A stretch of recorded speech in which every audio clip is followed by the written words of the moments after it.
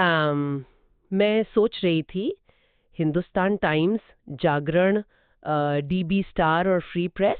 हाँ, ये सब बहुत बड़े अखबार हैं। बिल्कुल।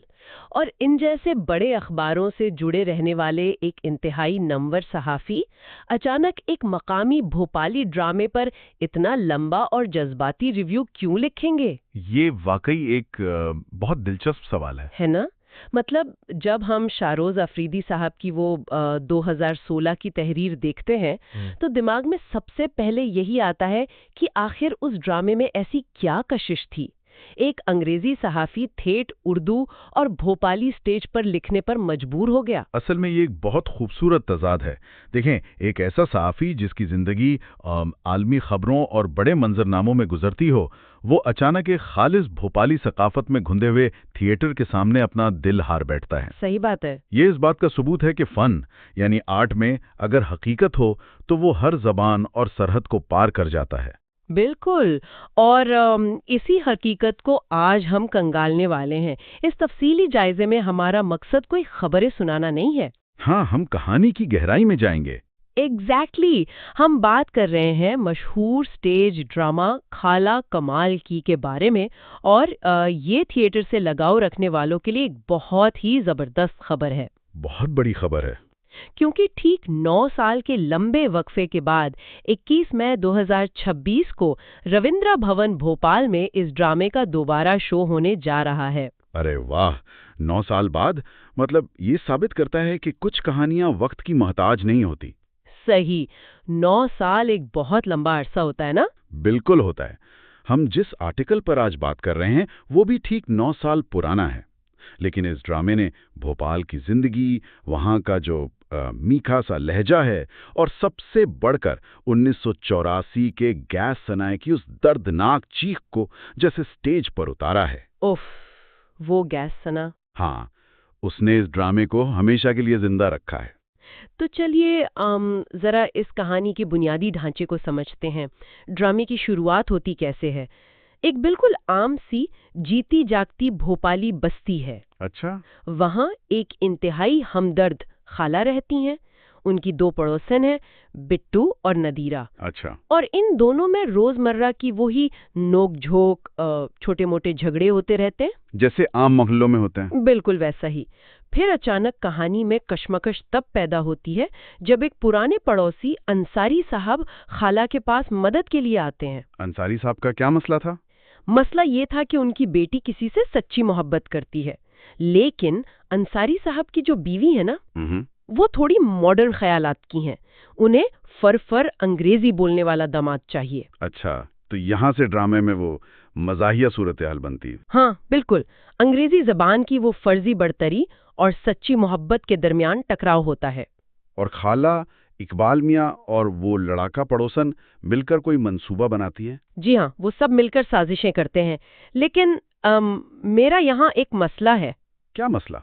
जब मैं ये प्लॉट सुन रही थी ना, तो मुझे ये किसी आम सी हल्की फुल्की फैमिली कॉमेडी जैसा लगा। वो टीवी वाली सिटकॉम्स नहीं होती? हाँ, जहाँ खैमे बन जाते हैं और आखिर में प्यार जीत जाता है। एग्जैक्टली।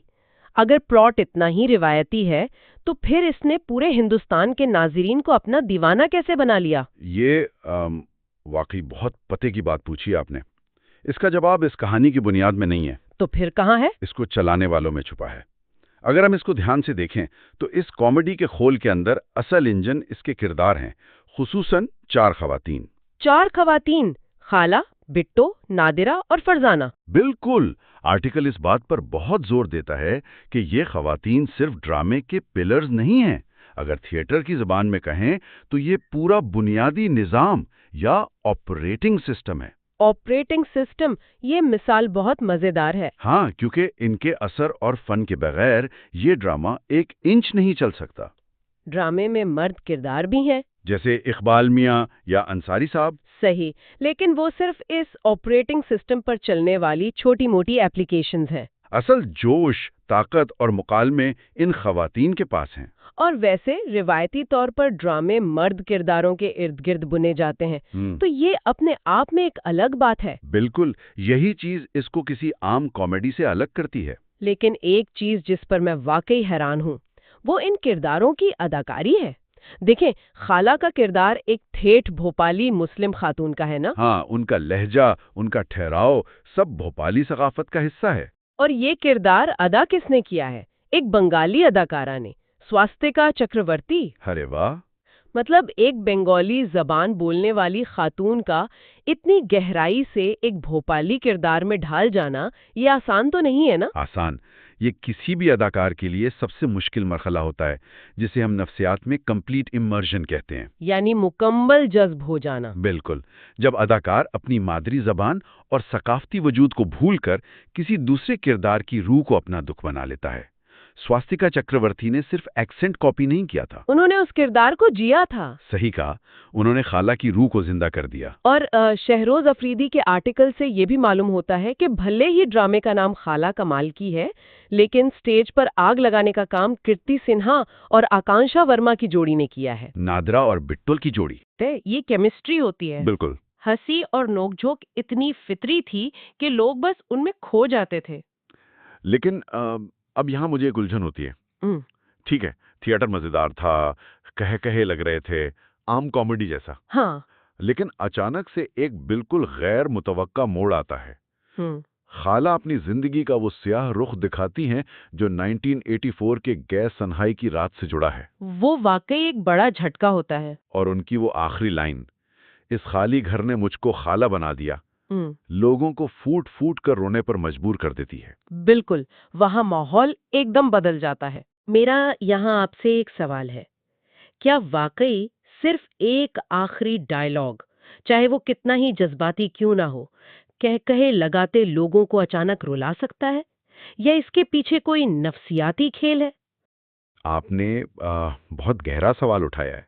असल में यहाँ हमें फरूख शेर खान की डायरेक्शन को समझना होगा। हिदायतकारी को। हाँ, इसके पीछे एक नफ्सियाती असूल काम करता है। जब स्टेज पर आपको मुसलसल हंसाया जाता है ना, तो उस हंसी का एक मकसद होता है, आपके मेंटल डिफेंसेस को गिराना। अच्छा, यानी हंसी एक तरह से जहन को नर्म करने का जरिया थी। सही पकड़ा आपने। जैसे ऑपरेशन से पहले एनेस्थीसिया दिया जाता है ताकि मरीज रिलैक्स हो जाए। ठीक यही मिसाल है। जब आप खुलकर हंस रहे होते हैं तो दुख या सदमे के लिए बिल्कुल तैयार नहीं होते, और ठीक उस बेखबरी के लम्हे में फरूख शेर खान ने दुख की आखिरी सरब लगाई। बिल्कुल, और वो सीधा नाजरीन की दिलों में उतर गई।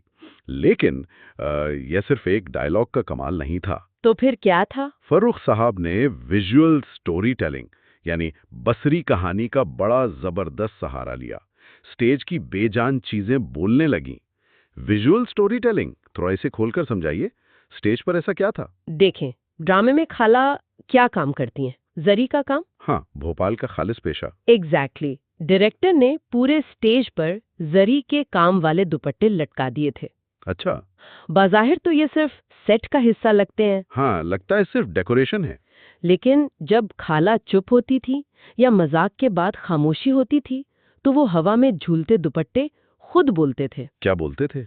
वो खाला की सख्त मेहनत, उनके थके हुए हाथों और गैस सनाए के बाद उनके अकेलेपन का खामोश नक्शा खींचते थे। यानी वो दुपट्टे सिर्फ सेट नहीं थे, वो खाला की अनकही कहानी के गवाह थे। सही कहा। ये सुनकर वाकई अंदाजा होता है कि थिएटर कितना ताकतवर हो सकता है। लेकिन इससे मेरा एक और तजस्सुस बढ़ गया है। पूछिए।